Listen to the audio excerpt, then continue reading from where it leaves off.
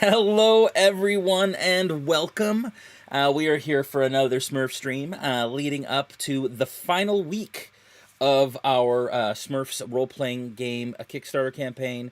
I am joined by none other than the legend himself, a good friend, and one of the best McElroys that we have on the I'm one planet. of the top eight. At least the top five, three, four. No. I better make it eight. I got grandkids, so it's probably top 12. My good friend and your Papa Smurf Clint McElroy, thank you so much for joining me today. It means a lot for you to be here. It meant a lot for you to join us on the cast for the live play at Gen Con this past year. And just wanted to bring you on because not only were you Papa Smurf, and not only did you do a fantastic job for us, and we had a heck of a good time, a Smurfing good time actually, at Gen Con. It was Smurftacular. The Smurf tag. I haven't used that one yet. That's I've been looking for descriptive words to Smurf, and that was one I haven't used yet. But it was Smurftacular. And not only that, but you have also agreed and submitted your draft for the adventure module that you'll be writing for the campaign. So we're going to get into all of that. We're also going to be doing a Q&A session with anybody who may be watching, who might have questions for you for the campaign thus far, or any information that they're looking for as far as everything goes. And so thank you so much for joining us. And obviously those who are not watching live can watch it on the VOD after the fact on the Kickstarter page and on Realmsmith. So I appreciate you joining us. I'm happy to be here. Yeah, thank you. Thank you. First off, of course, I would love for anybody who, and as I said at Gen Con, anybody who's been living under a ttrpg rock for the last while, if you could let me know who you are and what you do. I haven't quite got a handle on what I am yet. Fair. I started off as a very young child. But no, I tell you what I am. I'm the luckiest SOB on the planet. I have had a great. My life has been much better than I deserve. I've had a chance. I worked in radio for 47 years, and have always written and been very involved in theater, and that all kind of came together in my second career, which was podcasting with my sons, Justin, Travis, and Griffin McElroy. Ironically, same last name. Imagine that. And that is kind of doing the Adventure Zone, which was a spinoff from My Brother and Me, which they did. And it's kind of snowballed into a publishing career and a performing career and a live show career, and just so much that I love doing. I love performing. I love creating things, and I especially am so thankful for the opportunity to let's get all the mushy crap out of the way. Yeah, I like it. To work with my kids and travel the world and meet all these amazing people. It really. I'm blessed. I'm really truly blessed, which is what we old people say. Yes. That and by crikey, we say a lot of weird stuff. Crikey's a good one. Drat. Drat. Yeah, drat's good. Drat. Yeah, throw drat in. You just came back from D&D in a Castle, where you ran some awesome, fun games. You said it was a very touching, incredible experience. You've done that a number of times. Was this your second or third time? My second. This is my second time. First time is when we met for the first time. Yeah, when I dubbed the Jason Prime, because we had about 7 other people named Jason. Yeah. In the castle at that time, Jason Charles Miller and a bunch of other, but you were the Prime. You were the one. I appreciate that. And I mean, there were other more accomplished Jasons, but I appreciate that you took a liking to me and dubbed me Prime. I don't take that lightly, and I appreciate that. And I've appreciated our friendship. I look forward to working together more. We haven't had the opportunity to work together as much as I'd like to, but there is time into the future, and so we've already talked about some things that we'll be doing potentially. But Smurfs is one of them, and you're super busy. You've been a globetrotter, as we were talking about before we started streaming. That you've been in and around and everywhere in the last 2 months. Do you have some highlights of the things that you've done other than D&D in the castle? Wow, we did. Went to Oktoberfest in Munich Oh, for the first time. I'd never been to Oktoberfest, and that is a mind-blowing experience. I really? mean, and I mean literally, it's like every state fair put together and juiced up and amped up and with all these amazing rides and the beer halls and the music and the fact that here I am in the heart of Germany and every other song that I heard was "Take Me Home, Country Roads." I and that's I and then I was watching the NFL this past Sunday, and there they were in Munich, and sure enough, everybody broke into "Take Me Home, Country Roads." And it amazed me, but American rock is huge Huge. in Germany, Yeah. and they love it. Yeah. So I got to have a great time and do all these remarkable rides and see all these people having fun. Um, that was very cool. We got to do a little sightseeing. When we went to London, we went to the Tower of London like you do. We did the Taskmaster experience because I'm a huge Taskmaster fan, and just really had a ball. Did MCM in London, which is an amazing convention, really remarkable, and Awesome. we had such a nice response. I mean, I didn't know that we carried into international waters, but apparently we do. So Fantastic. I'll be going back to all of those things. It was very fun, very nice. Awesome. Awesome. And okay, well, to Smurfs, fantastic. And thank you for taking the time because I know you are a busy individual. You always joke that you're retired, but we all know that you're not. I think now I'm just tired. Just retired. Like every time you do more I'm things, retired all over you again. get just tired again. What is your history with Smurfs? As a kid, as a young pup. I was well when I was a young pup. It was 60 years ago. So Smurfs hadn't quite crossed over to the colonies Yeah, at sure. that time. Yeah, Yeah. I was telling George Washington once. No, but I am a huge cartoon fan, and Hanna-Barbera was my go-to. All the adventure shows like Johnny Quest and Herculoids and Space Ghost and all of those. I went through a huge period with Hanna-Barbera, and they're kind of in on the last wave of cartoons that maybe adults could also dig on. Yep. And then I think the Smurfs ushered in a wave, and not a bad wave. I think a great wave of things like what were the Snorks and all these Yeah. But Yeah. it was I watched that. I observed it. I've read a lot of the original comics, and so now I have a very fond affection for Smurfs. Not that I didn't do a little research Sure, of course. before I started writing my module and Of before course. I sat in with you guys. Of course. But it's so prevalent. I mean, you can't escape it. It's all over our culture. Yeah, and still relevant today. There's Yeah. a show on Netflix right now. There's a movie coming out in July. There's lots of Smurfy goodness still to this day, and it just kind of speaks to the 66 plus years of history that it has, and so.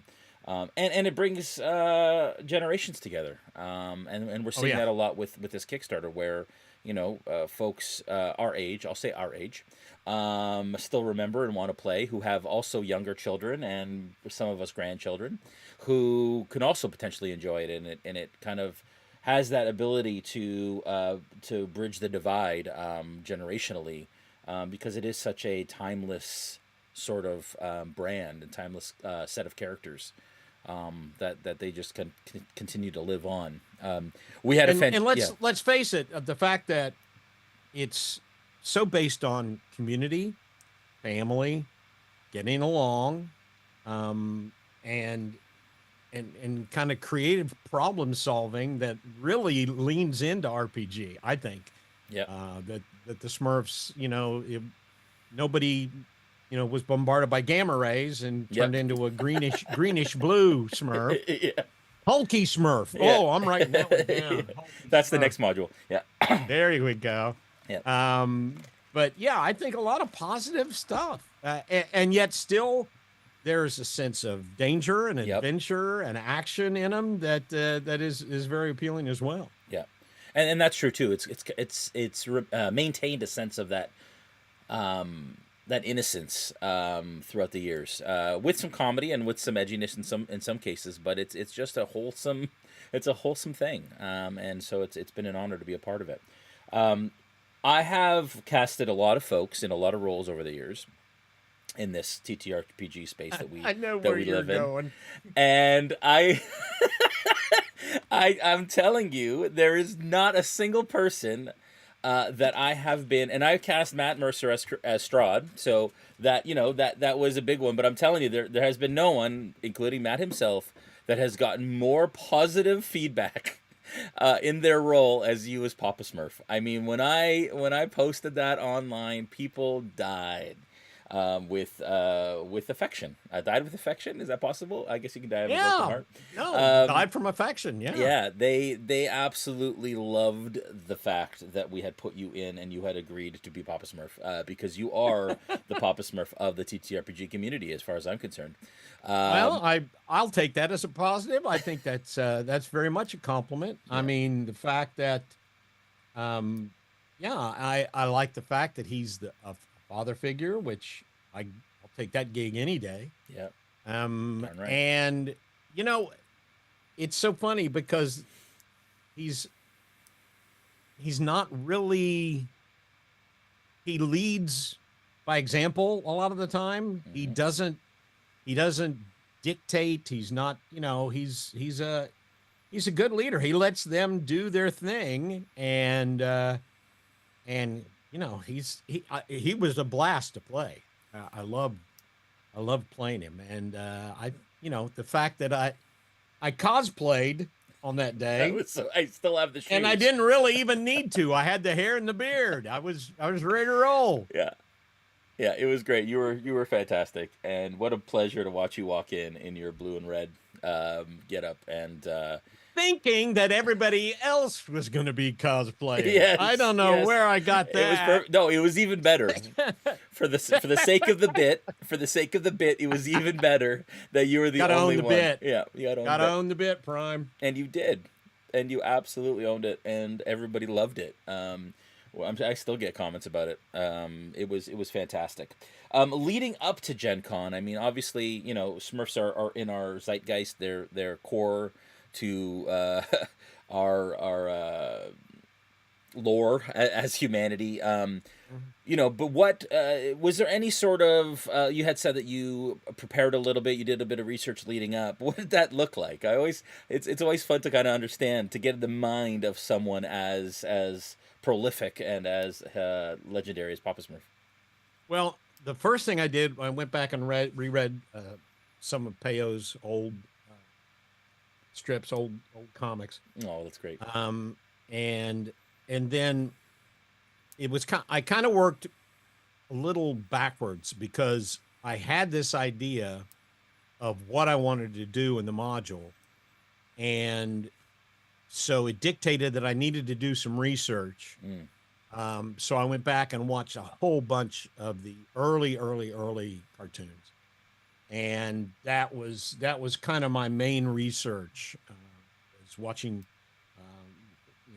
YouTube was probably wondering what was going on with this 68-year-old man who was downloading all these Smurf cartoons. But I took the premise, and then the premise made it necessary for me to know a little bit of lore about the early Smurfs. Yep. And I wanted it to be not retro, but kind of affectionate, looking back on that, to kind of remind people about early stages. Yep.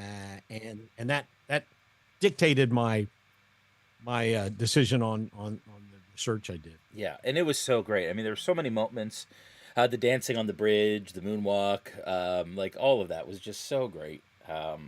And I look forward to working with you more in a live play capacity in the future because I tell you, it was a blast. It was a blast. I left a bunch on the editing floor, the cutting room floor, As you should. as I should. But the whole cast was fantastic. I mean, it was just a great experience, and I'd love to do it again. So we'll do it again sometime.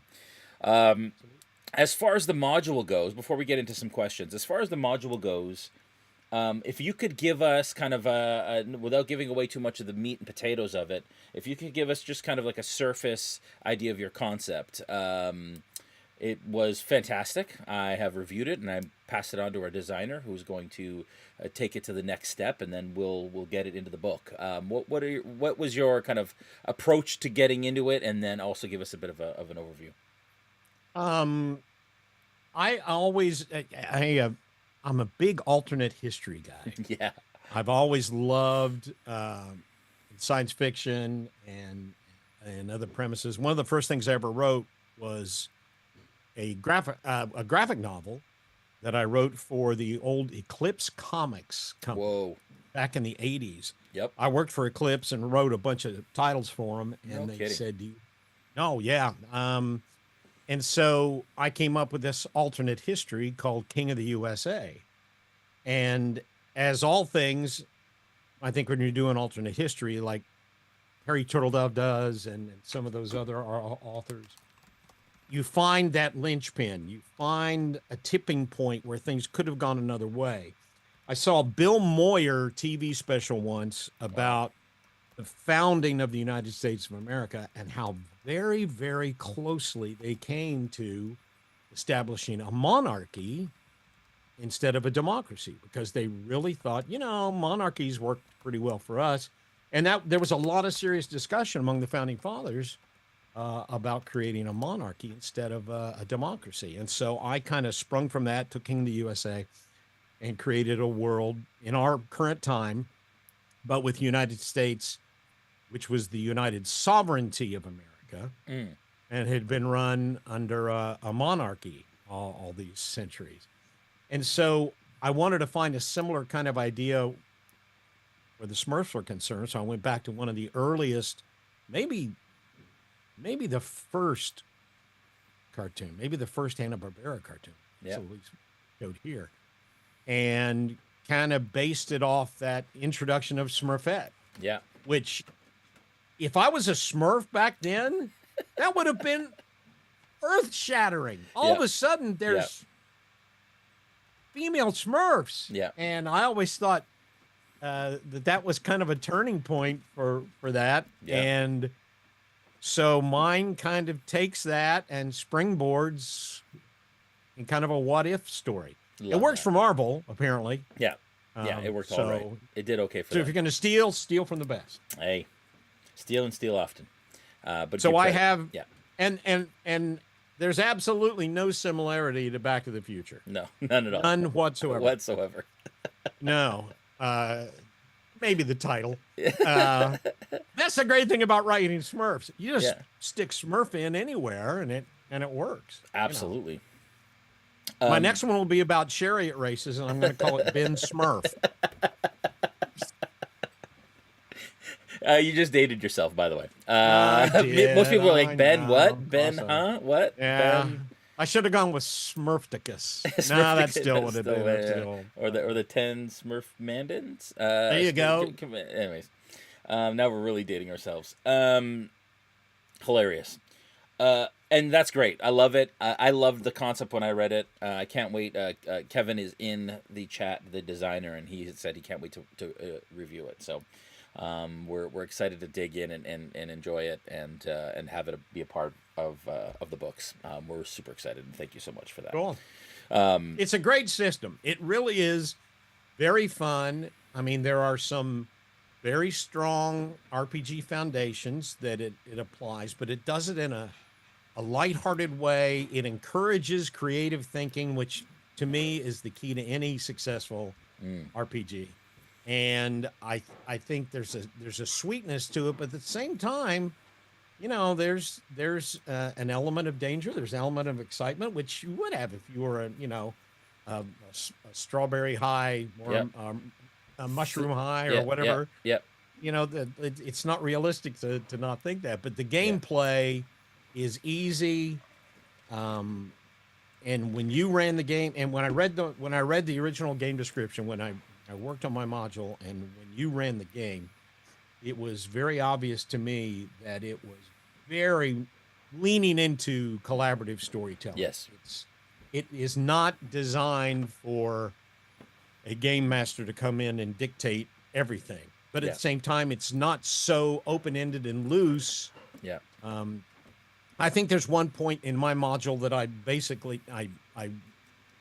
really appreciated from the game you ran, where it was if there was a failure, which you're going to have, especially if you're doing role-based stuff. If there was a failure, you had suggestions on how to get around it. Yeah. And wasn't really steering anybody anyway, but it was like, if you didn't want to do this, maybe there's something else you could try. And I think that's a lot of fun. And I think, we were all adults, and I think everybody in the audience was adults. I think if people perceive this as just being a game for kids, Yeah. it's a misperception, because I think it's something you can play with your kids, which makes this an awesome product. But you can also, play with adults and a mixture of the two.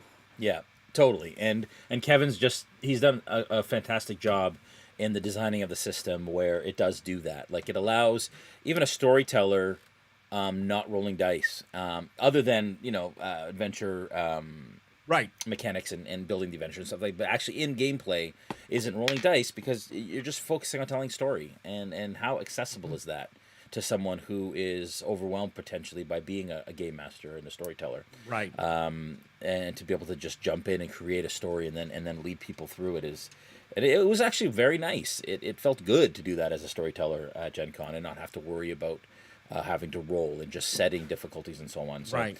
that was great. And you've played a lot of systems, and so it makes and you've seen a lot come through, and so it means a lot, I think, to me and to Kevin to have you say that, and to give the perspective that you have. Thank you for that.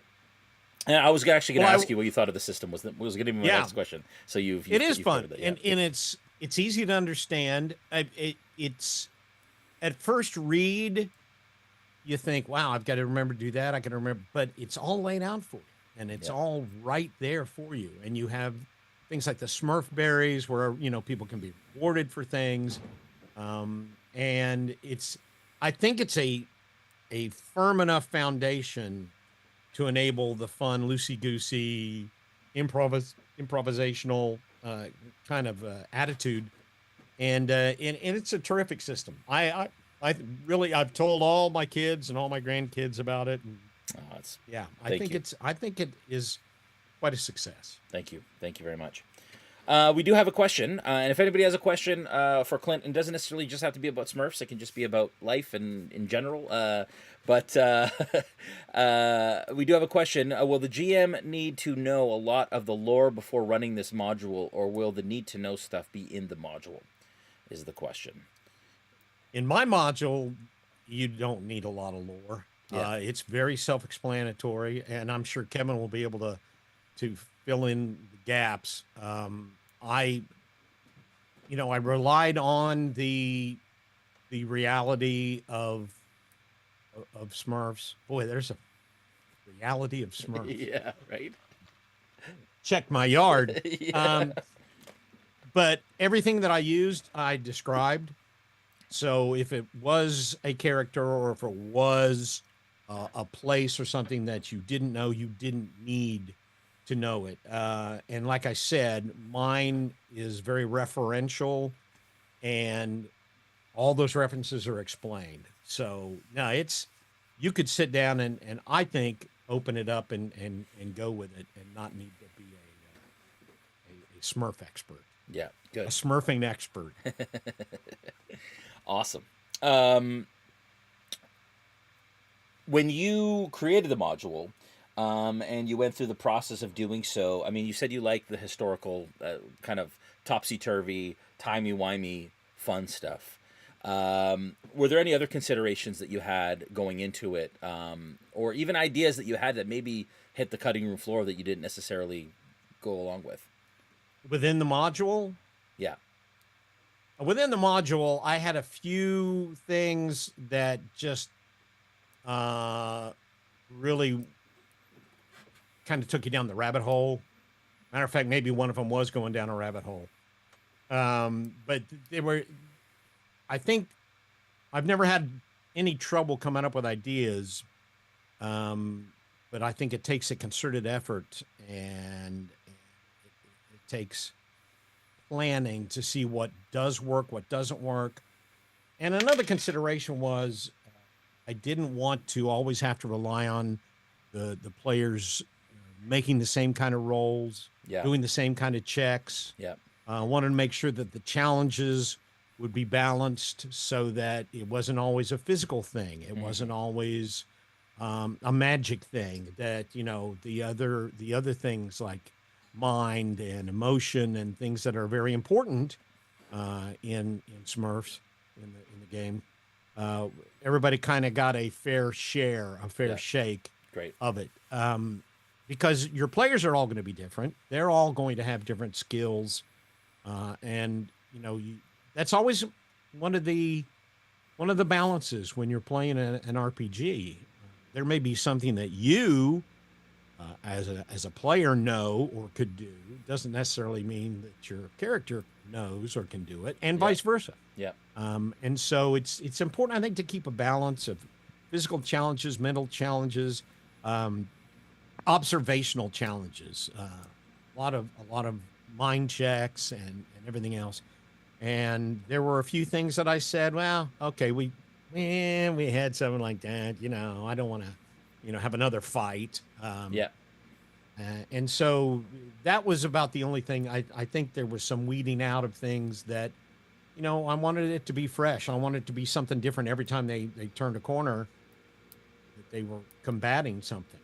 Yeah, and that's a refreshing thing about a game like this is, I mean, D&D, it's kind of like encounter to encounter, and you kind of build gameplay between the encounters, but the combat Right. is kind of like the central part of that game system, and for this, it's not necessarily that, right? And so, as a storyteller, to be creative and find other ways to game other than hitting your head against something, is fun. And because violence isn't a part of this system or this world or this lore, the creativity that is required to kind of come up with those things is fun, and it's a fun challenge for sure. One of the things I love about the Adventure Zone is the fact that we really try to tell a good story. Yeah. And, anybody who's sat down and tried to write a story or film a story, record a story, knows it's not always easy Yeah. to just kind of fall into it. And so, I pride on us on the fact that I really like the fact that we concentrate on storytelling and a lot of comedy, but there's action and there's drama, Yep. especially in some of the longer arcs, and it really kind of comes through in the Smurfs role playing game. If you play it, you're not going to have to be somebody who's really good swinging a broadaxe, because I don't even think a Smurf could pick up a broadaxe. I Yeah. don't know, maybe about 40 of them, maybe, but but at the same time, there is action and there is combat in a way, if that's something that floats your boat. Yeah. But a lot of problem solving, and Yeah. I love that. I love that about this game and RPGs in general. Totally. We're short on time here, so we got one more question here. Did you include the villains Gargamel and Azrael in your module? Am I allowed to say? Uh, yes. Yes. Yes. Good. Yes, Yes, I did. And when you see it, you'll know why. Yeah, I love It's it. that. I mean, let's face it. I mean, Gargamel is in intensely involved in their past. Yeah. And this is about the past Yeah, that's great. Love that. and the present And the present. and the future. I love it. I love it. Martin Towle says, when I run sessions, I try to encourage creativity. Instead of saying, nah, that's not possible, I try doing, okay, let's see where this goes, even when it's a crazy idea. And I think that that's the beauty of a collaborative storytelling experience.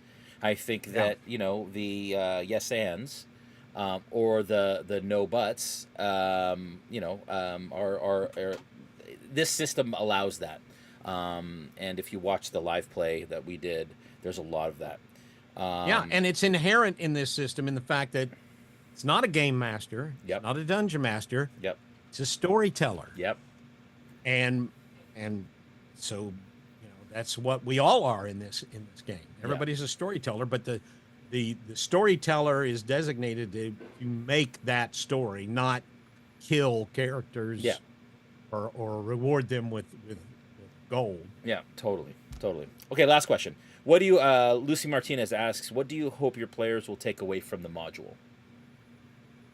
I always hope that anytime I DM or write something, this is going to sound so corny and hokey, but I'm allowed to. I'm a grandparent. That people come together. Yeah. That they, you know, make connections. Even just did D&D in a castle, and 5 complete strangers came together, and by the end of it, were best friends and going to stay in touch, and they have. We've all stayed in touch, and I think that's the whole thing. When you create something together, it's a bonding agent. It's if you do a play together. I mean, a lot of my friendships, a lot of my kids' friendships are based on plays we used to do and people we used to perform with and act with, and people in the crew and the directors and everything else. And that sense of creativity, that sense of doing it together and of collaborating is a very strong bond. And if you play this game and you play it in the spirit it's intended, and you do it the way that is kind of described, you're going to get that. You're going to get that fun bonding experience that everybody enjoys and comes together on. Yeah, absolutely. And a lot of smurfing fun. And a lot of smurfing fun. A ton of smurfing fun. A smurf ton. Where can people find you, and what do you have coming up? Well, I don't want some of them to find me. I owe a lot of people money, Jason, and it's not a good. The McElroy family .com is the place to go. That tells us all the appearances. We've got candle nights coming up soon, which is our holiday special that we do with all the proceeds going to charity, and we always have a lot of special guests and a lot of hilarious bits, and we're going to be live streaming that. But if you go to the McElroy family, you'll be able to find it. We've got the 6th in our graphic novels came out a couple of months ago, and the final entry, a massive tome, will be coming out soon. Details are going to be announced very soon. But awesome. We work with First Second Publishing, part of Macmillan, and that has been a joy. Has been a super joy. Work with Carrie Peach and everything else. And then after the first of the year, we'll probably start live touring again. And of course, we do the Adventure Zone. We're currently doing an arc called Abnormals, which is like the Teenage Mutant Ninja Turtles and the adolescent radioactive hamsters, and it's animals with abs, and it is a blast. We are doing a family-friendly arc this time because people had asked us if they could do something that they could listen to, if we would do something they could listen to with their kids. And so far, we've got a swear jar that's going to put all my grandkids through college, but that's okay because they all get cut out. That's great. But yeah, Abnormals, and we've always got a lot of stuff going. Sure. A lot of projects, and always looking for more. And of course, then there's the Smurfs role-playing game, live on Kickstarter. For a week left, and so we're at I think we're at 8 days left. Hurry!